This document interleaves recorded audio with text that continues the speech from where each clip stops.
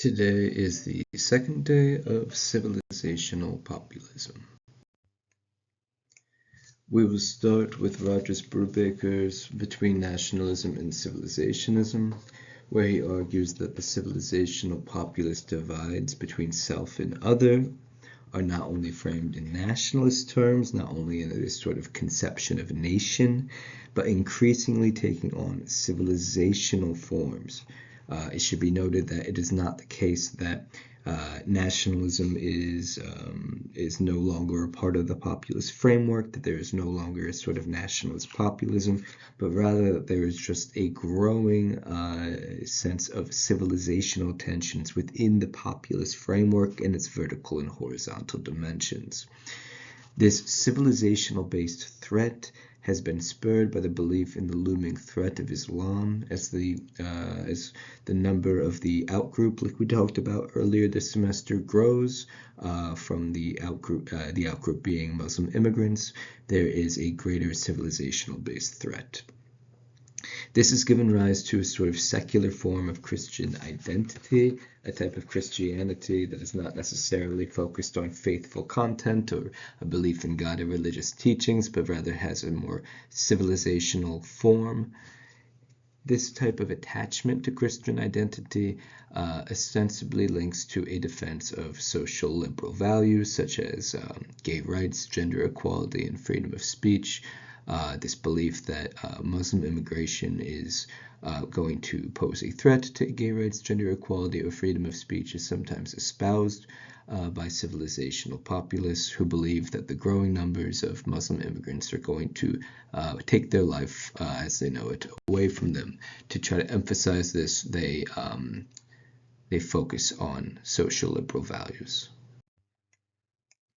Brubaker relies on a conceptualization of populism in both of its vertical and horizontal dimensions. We discussed this a little bit last lecture, but just to reiterate, the vertical dimension refers to this tension between a corrupt elite and the common people in society. However, the corrupt elite can also cooperate with outside groups and forces, whether these are forces represented by an economic elite or sort of cultural opposition within the populist framework. Thus, there's another axis to the populist antagonism that intersects with this vertical dimension between the elite and the common people. Christianity is embraced not as a religious faith so much, not about the teachings or what God's will might be, but more so as a cultural or civilizational identity marker that is seen to be antithetical to Islam. It is seen to say that if the outgroup is Muslim, then the in-group must be Christian. It brightens that symbolic or national boundary, or civilizational boundary, I should say. Brubaker gives us a section on Pim Fortuyn, who was a Dutch politician. He was actually also a sociologist at one point and a businessman. He used to be a Marxist before turning toward a type of right-wing populist and a civilizational populist type of worldview. He was openly gay, and he believed that Islam posed a threat to homosexuals such as himself. He would use these sort of, again, this social liberal values of, say, gay acceptance and feminist values, while also saying that these values must be protected, and therefore that is the justification for invoking the illiberal value of having a sort of anti-Islamic stance. To sum it up, he says here, Brubaker quotes on page 5, "I have no desire to start over again with the emancipation of women and gays." We talked about Huntington's Clash of Civilization last time. I think it's worth noting that Pim Fortuyn called himself the, quote, Samuel Huntington of Dutch politics.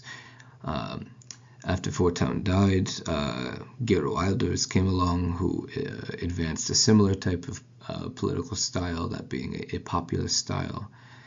Interestingly, Wilders is secular and asserts that our Judeo-Christian culture is far superior to Islam, and we should not be afraid to say so. So we covered last time how how secular candidates, we discussed Alice Vital last time, will use Christian language even if they themselves are secular and even if they are communicating to a highly secularized base. We have the same thing here in the Netherlands.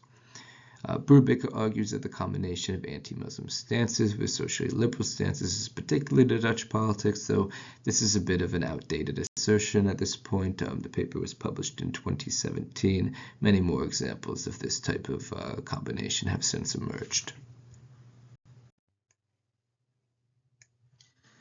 So yes, references to Christianity have become increasingly popular in populist rhetoric. There's been more and more reliance on Christian language and symbols, especially in the last decade. This is, of course, somewhat puzzling, as we discussed last time, because it is being used in countries in Northern and Western Europe, which is the most secularized region in the world.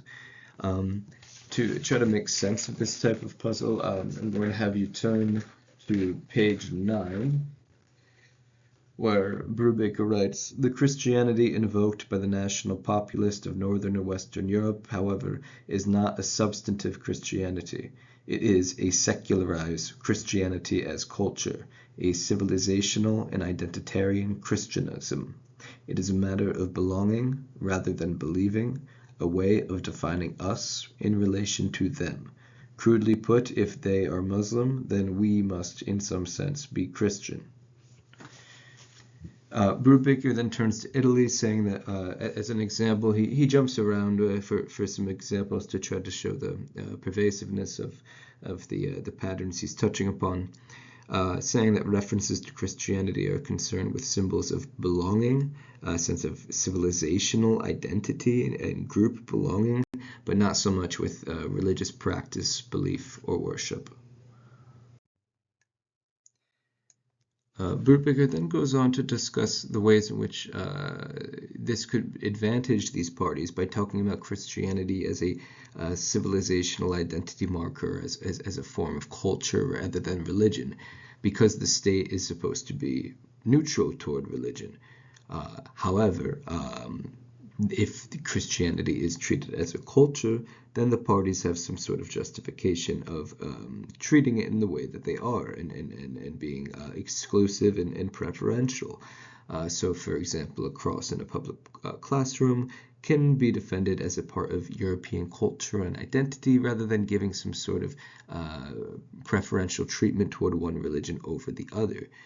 So this sort of civilizational form of religious identity also allows them to circumnavigate the religious neutral stance of the state by making arguments against the religious practice among Muslims.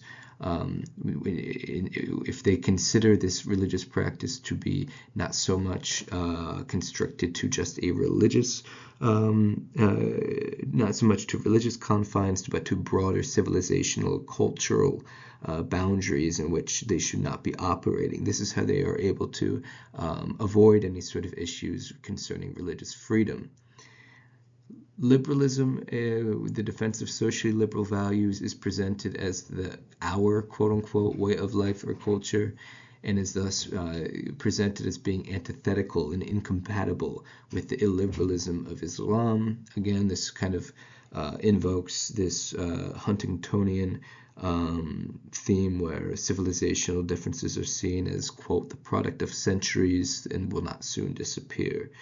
Culturalized Christianity is not so much about religious content, it is more about identity and civilizational identity at that. It is worth noting that these socially liberal values like gay rights and women's rights, etc., are not often expressed alone. There are very few cases where you will see populist parties or politicians express the importance in gay rights or women's rights without also in the same sentence expressing the need to limit Muslim immigration. This isn't a standalone reference. It's usually something that is made in the same breath as an opposition to Muslim immigration. So it is therefore, some perceive that as a strategic form of justification for an illiberal stance rather than a sort of genuine socially liberal value. It is very rare that socially liberal values are expressed alone without connection to anti-Muslim positions. Positive references to Christianity also, I should say, do not often stand alone in civilizational populist rhetoric. It is not often the case that you will hear a populist talk about the importance of Christianity without also mentioning the dangers of Islam. It is not as if they have a sort of standalone positive reference to the importance of Christianity. It is, again, a way in which we not only have a cultural identity marker, but also they use the Christian identity as a form of justification for their civilizational exclusionary attitude toward Muslim immigrants. Therefore, some have speculated as to whether or not this could actually be considered to be genuine religiosity, or instead if it is a sort of cloak, a kind of strategic religiosity, if you will. Again, talk of the nation, nationalism and populism is not something that is disappearing, but rather it should just be noted that talk of civilization is simply immersion. Civilizational populism is a type of us versus them, which is described in religio-civilizationist terms.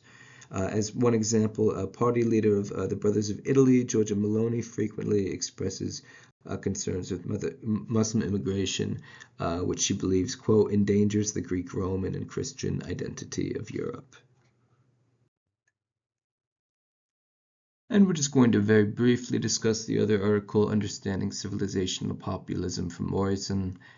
There's this, again, a notion of there being dangerous others, which present a danger to the identity and the way of life and the civilization of the pure common people. So this is the way in which civilizationism enters within the populist framework of the antagonism between the corrupt elite and the common people.